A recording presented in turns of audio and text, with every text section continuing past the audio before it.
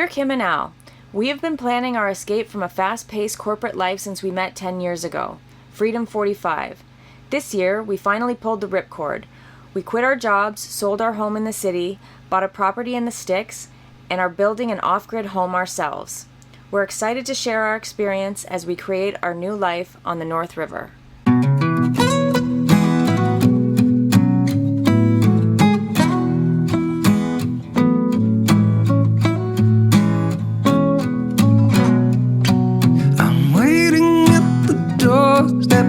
Finally home. I've been gone for too long. Standing here a while just to take it all in. Radio's playing our song. And then you stood. Hi guys! So exciting news, we picked up our wood stove last night, so we're really pumped to get that all connected, set up in here, and then we can start to actually make this more of a living space. But before we do that, we have to clean up. It's a disaster in here. It's gotten out of hand extremely quickly, just with all the jobs and stuff that we're doing. We brought a lot of stuff inside, and also with winter here, we had to there's some things that just can't stay outside. We need them to be inside, not even in the shipping container. So a bit of a mess in here, but we're going to clean that up first, and then we're going to start to set up the space in here. So we're really excited about that. And luckily, we got some nice weather, so it's back to fall weather here. Even though we got snow outside, it's 7 degrees today. So, nicer weather just for, not being cold in the enclosure as we clean this all up and get the wood stove rocking, because it's going to be really exciting to be able to use that soon. We are excited to be able to open the windows between the trailer and this and just make it one big living space. And so, yeah, pretty pumped.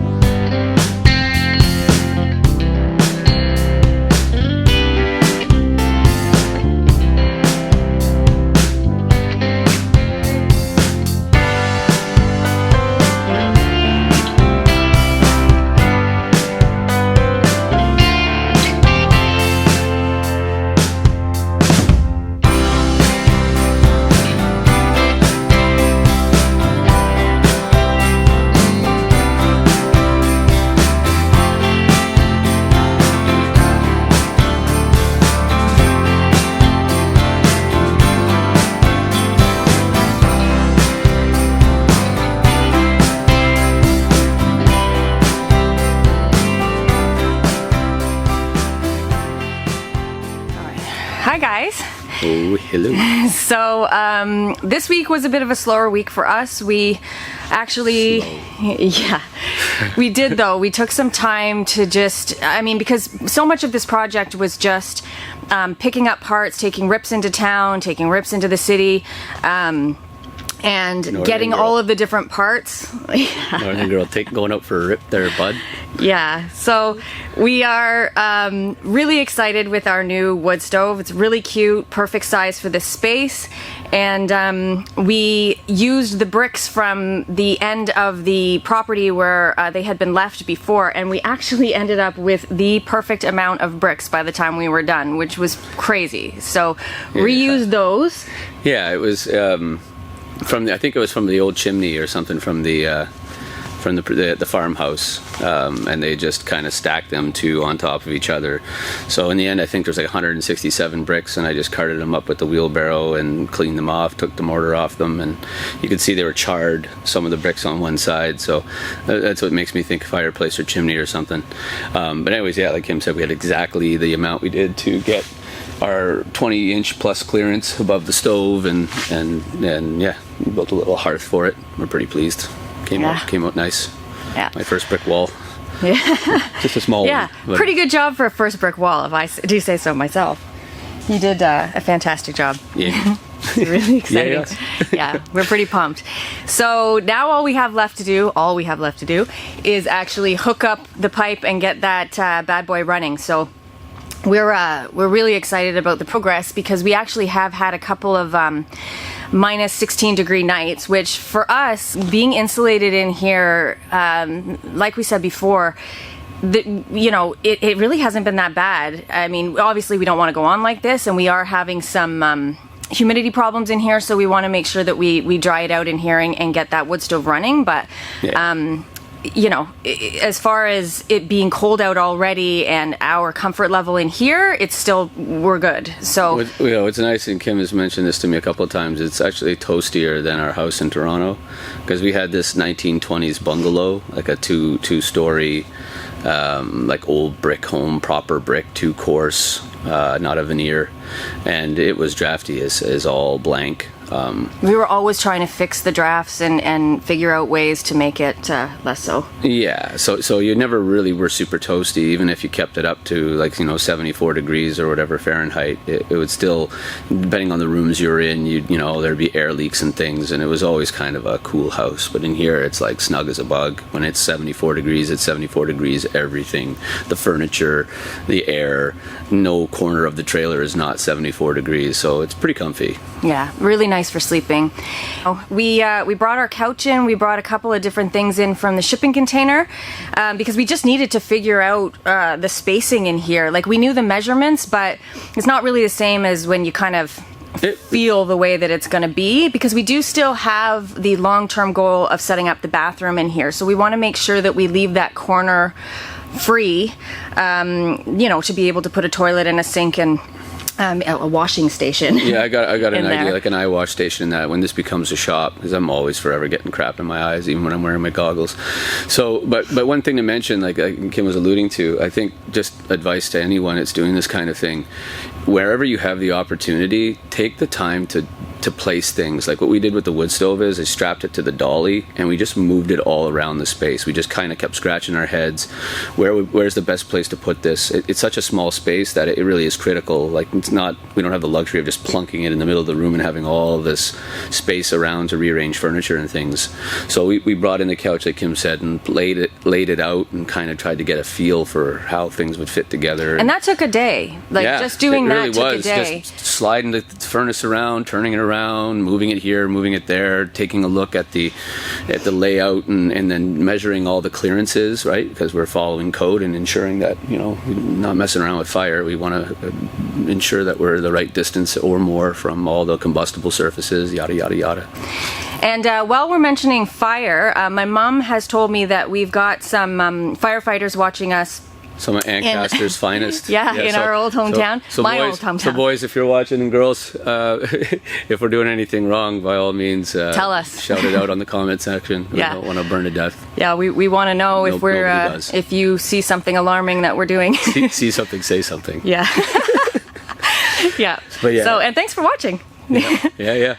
But so we're all set up in here. This week is going to be all about setting up the wood stove, and we actually, as well as that, this week did our first dump in here, and so we actually do have to set up the vent for that as well, because we did use the vent that we have, but let me tell this terrible story. Okay. Yeah, so I have almost a 12-foot, like 11-foot piece of ABS pipe. Which is for the vent, 2-inch piece, and I have just a little collar that I have a cap on, sitting down just off the floor, sticking out about 4 inches. So I did not want to have to tackle the drilling of holes in the walls to put the vent in proper, so I just had the idea to take the vent that we use for the propane heater, slipped it over top of that 10-foot pipe, push the 10-foot pipe into the collar so that it was connected. My theory was that the venting would take the gases, the sewer gases that were going to get pushed out when we dump the black water, and just go out through our ventilation system, and that was not how it went down. There's so much volume that we dumped out, it's like 35 liters in the black tank, that it pushed out more air than that system could exhaust, so we ended up making our whole enclosure smell like sewer gas for more than we would have liked, which is just a couple hours. We did end up getting it cleared out, I had to open doors and turn the vent on full but it was a time. bit nasty. And it was really gross. Yeah. But I mean, we're all set up with that now, so we're feeling good about that. We got our water set up, and you know, all of our systems that we had outside this summer, we've got everything going now. So, you know, Al's setting up, you know, putting a hole up there for the wood stove. He'll also be doing the venting system for the black water as well, and so you know, next time we dump, we won't have that issue again. Yeah, we'll take you through the details on that. But yeah, there's like a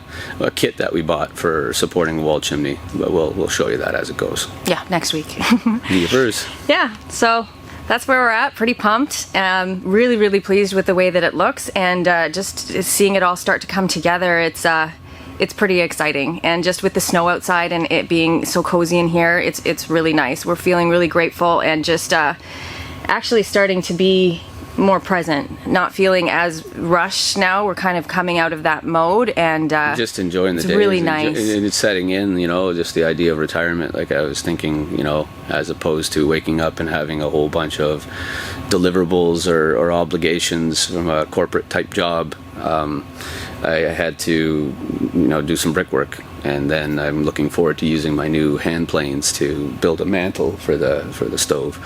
Little puttering jobs that are, you know, for me, are super rewarding, and we're going to enjoy organizing the space. Yeah, it's like an adult craft project. Yeah, it's really fun. Yeah, it really is. Yeah. Yep. Anyway, So see you later. Bye now.